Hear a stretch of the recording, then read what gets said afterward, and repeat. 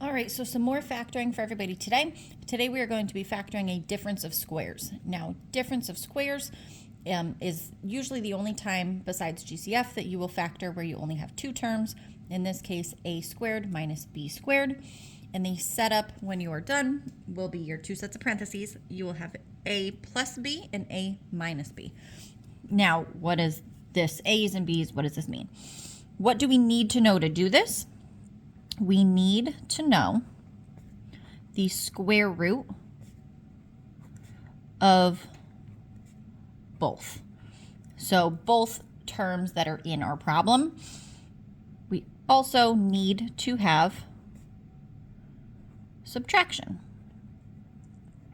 because it is a difference of squares. I have had plenty of times where people try to do this and this was something with an addition sign in the middle. That is not a difference of squares, which means you cannot factor it this way. It will not work. So let's try this out. Get rid of the A's and B's and all that stuff. Let's actually do some examples. All right, first example. I'm going to say 4 minus 9x squared. Now, what do I mean with we have to know the square root of both? Well, I know that the square root of 4 is 2. 2 times 2. Yes, it's plus or minus 2. I'm going to use positive 2. Over here, the square root of 9 is 3. And the square root of x is x. So I'm writing it out like this so you can see. If I break this up, 2 times 2 gets me 4. And a 3x times a 3x would get me my 9 and then x squared. So because I have the same thing of both, I do know the square root of both. I'm going to do my setup here. 2 sets of parentheses. One with a plus, one with a minus, and I'm going to put my a, which was the square root of my first term. The order does matter for these because of the positive and the negative, and then my b, which was my 3x. So my parts here are just what it was that you were able to take 2 out of.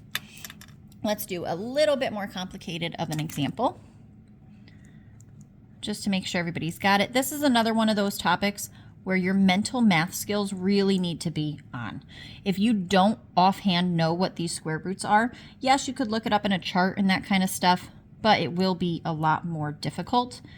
It is a lot easier to recognize if you have a difference of squares if you actually know what the square root, what some of these common numbers are that you would take the square root of.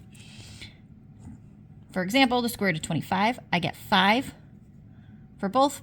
And now we have to be careful. If it is a y to the 4th, remember we add exponents when we multiply variables.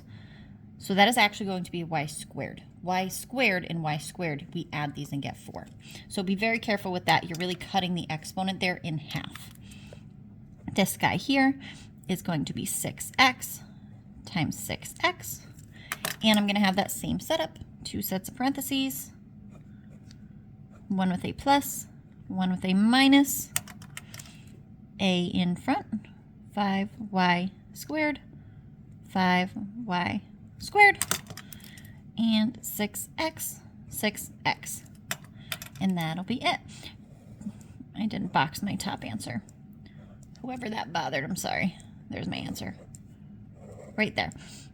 Also, I mentioned this in my last factoring video. The order for your sets of parentheses don't necessarily matter for these. This is the same thing as if you had 5y squared minus 6x, 5y squared plus 6x. As long as you have one of them with a plus, one of them with a minus, and your terms here. The 5y does have to be in front for the difference of squares. The 6x does have to be on the right because of our positive negative signs there. So a couple of examples for you.